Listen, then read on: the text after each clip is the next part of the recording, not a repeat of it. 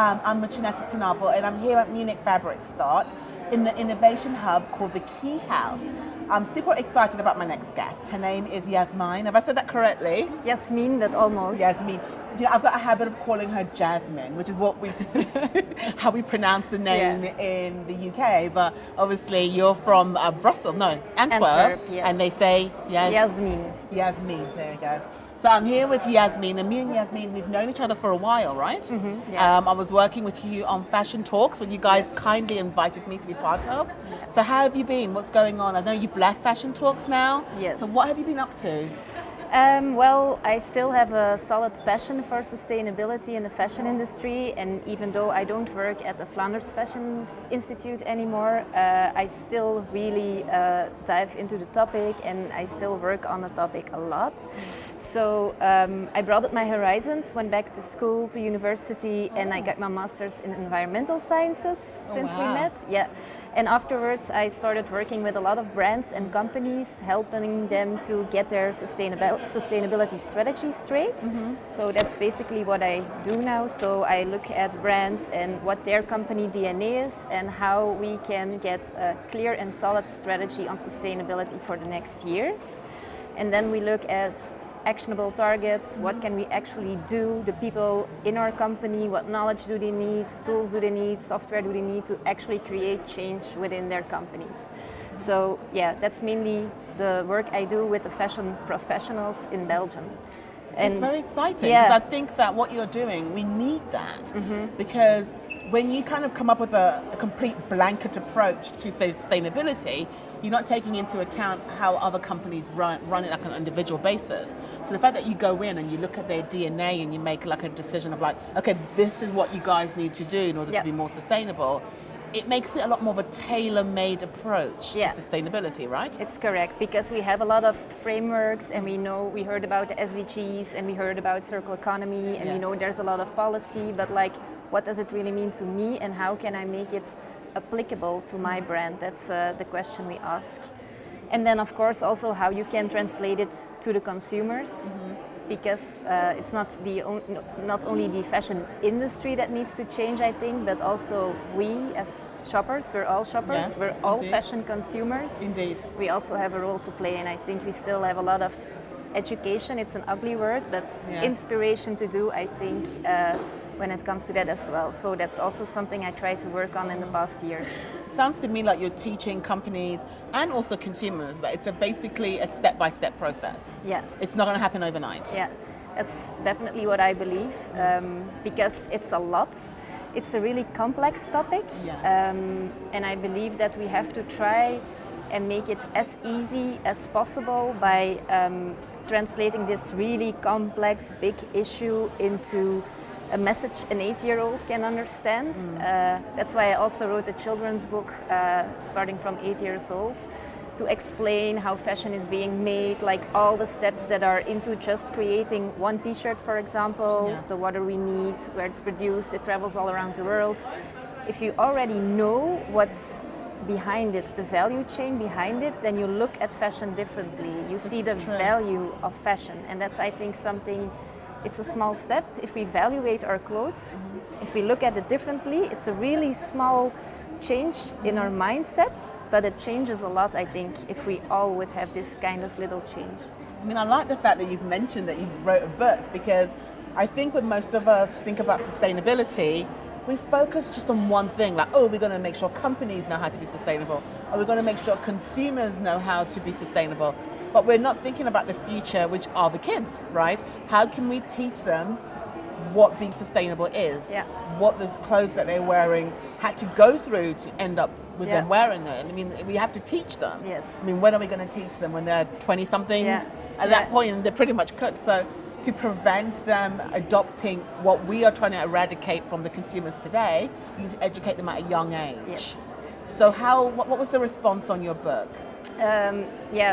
What we noticed is that it's really important that you don't finger point too much. I have the same approach when I work with companies or with kids from 8 years old. I don't believe that we should say, you cannot do this anymore. It's a negative way of phrasing, but if you inspire. It's the book is with a lot of illustrations and colors, and it's fun, and it gives you tips and tricks on what you can do with upcycling and maybe waste you have in your closet and make some arts and crafts with it. So we get good responses to that because if you want to create change, if I say to you, you have to watch the documentary, and if you do, you'll become vegan, you're not really attracted to watch the documentary because you already feel it's not going to be fun, it's going to be sad, and I really don't want this, and I truly believe that we have to push positively, and I think that's why the book gets some good reactions as well. I think if you take the approach of, okay, I know you do it like this, but have you heard this is other way of doing it? Yeah. So it's not saying that what you're doing is wrong per se. Yeah.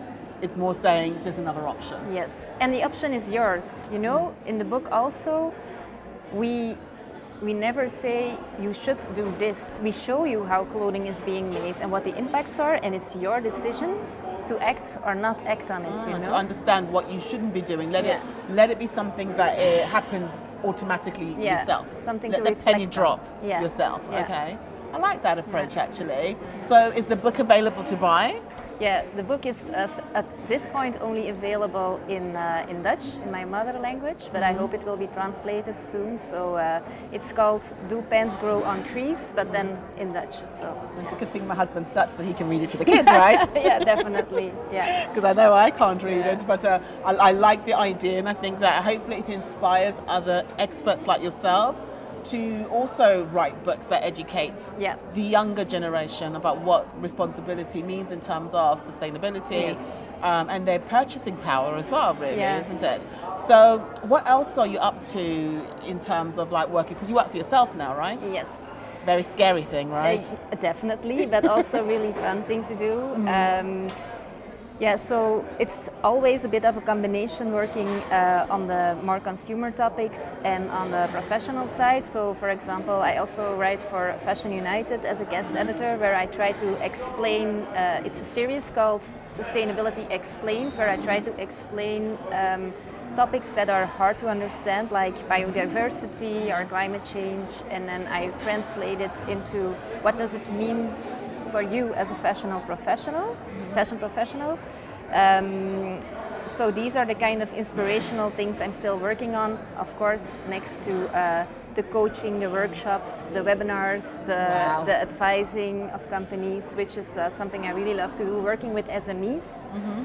Because I see a lot of the really big companies, we have the legislation coming up, and they have these entire teams advising them on, okay, you should be doing due diligence, the CSRD, EPR is coming up in different countries, but the SMEs, they're not there yet. But that doesn't mean they cannot prepare at this moment in time to be ready when it's their turn. Yeah. So, and that's what I really love to do, like for the SMEs, investigate like what's priority now, what can you already do, what are the difficulties at this point, but how can you tackle them already step by step. I mean, I think that when you say something like this, it makes me feel like the government should really play a key role in providing free information to SMEs. Yes. So, because they, like you said, they haven't got the money behind them to have a team working on it, to prepare them. And so why do we not have a helpline for them? I really agree, because I'm really big fan of the legislation that's coming up, because I was always asking for a level playing field and more legislation, and we need to push the industry. But now my fear is that we're catering it to the big players, and it's a bit sad that the fashion creatives, the small companies, I know it's not by purpose done this way, but for them, I feel we cannot leave them out. We cannot forget the SMEs, who are these creative players that are the core of Europe's fashion industry in the end, I think. So yes, we should have a lot of free resources and tools to support the SMEs. I think so too. You. I mean, I gave a talk in Stockholm, I think January, and we were talking about legislation. And a lot of the people that were in the audience were like, I'm a small company, how am I supposed to comply? And I was saying, well, there's like tech solutions out there that will make it easier.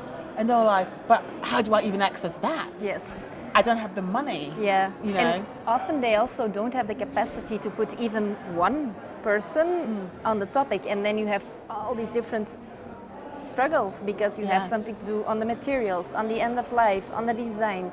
You have to do the data collection, you have to become more professional in the data gathering and reporting, and it's so much that they just don't know where to start at sometimes. So yes, I mean, for me, it's kind of like if I was an SME and you're telling me to open the boot of the hood of my car and fix it.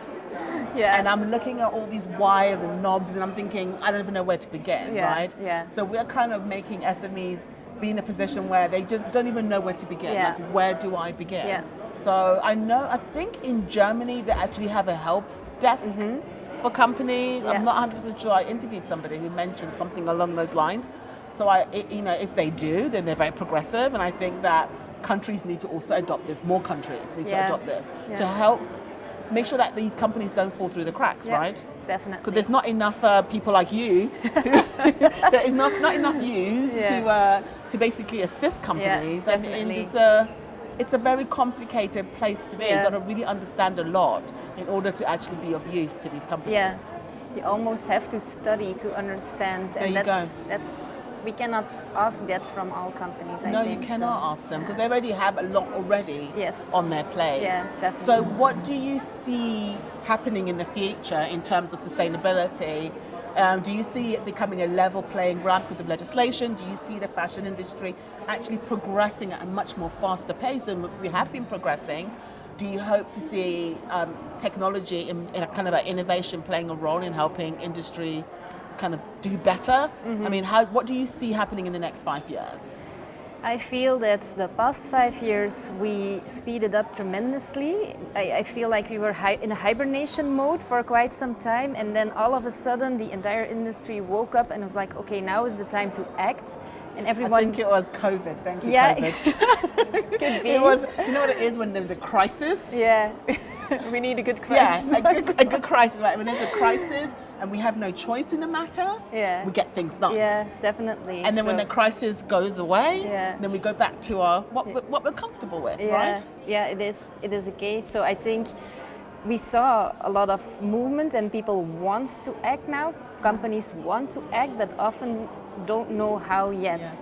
And people will play an important role, change management will play an important role, like getting everyone aligned and working in the right direction, because it takes knowledge, it takes energy to educate yourself, to be inspired and informed. That's one thing, we need people, but I do believe technology will also play an important role in speeding up the transformation.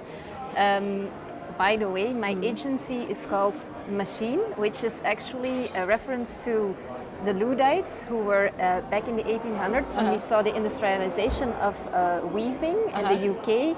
A lot of the workers, they stood up and they started burning machines and they started burning entire production facilities because they were scared of their jobs. And I believe that we should not, they didn't really actually realize something with the action, but in the end we need to learn how to embrace technology, and we see a lot of things going on. Also now we're scared of AI and we're scared of robotics, but the fashion industry as such is a very low-tech industry up until now, and we have so much improvement to make. And I was watching a talk earlier on here at Key House, and the guy said, like, smart people should do smart jobs. It's the repetitive work that we can easily let be done by robots. Was it an older gentleman? Yes. I had him on here and he said exactly what you said. He was like, why do you want to keep doing repetitive work when we can get robots to do better and you can get a better job that pays you better and it makes you think as well? So I do believe in embracing technology and see where it can take us and push us even faster than we did in the past 5 years, I think. I think what you said about back in the olden days when they were introducing new types of technology, people burnt them down because they were afraid they would lose their jobs. I think that if you were to fast forward to today, obviously they're not burning anything down, but the burning is not investing in it. Yeah.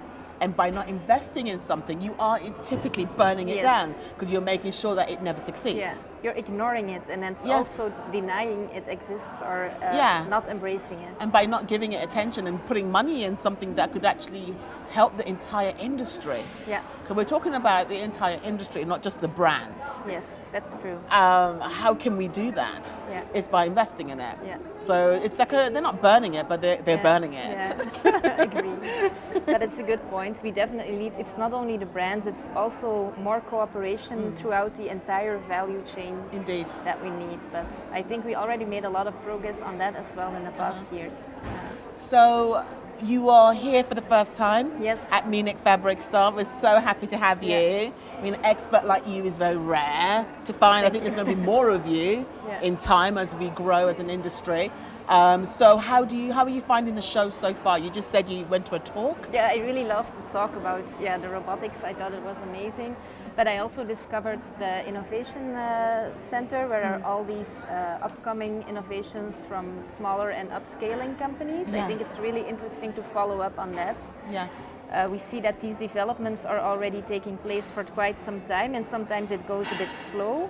I'm someone who doesn't have a lot of patience, but I feel that if we want to move further, we do have to have a lot of patience, because these kind of innovations, they keep on moving and growing in the right direction.